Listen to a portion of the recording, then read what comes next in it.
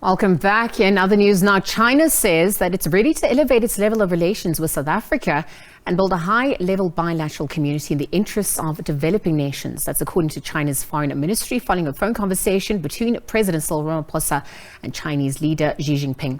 Patrick Falk has more on what the leaders discussed.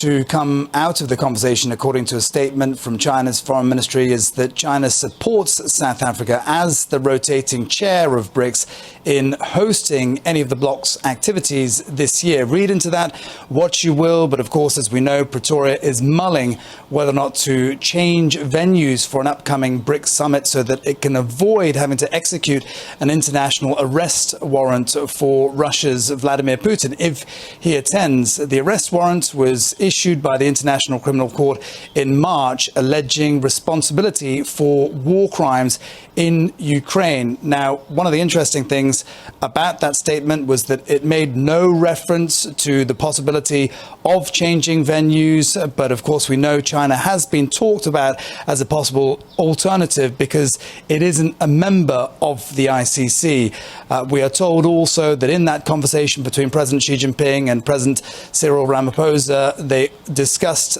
the importance of boosting bilateral ties between South Africa and China for the interests of developing nations, and they are also said to have talked about trying to find favourable conditions to solve the Ukraine crisis.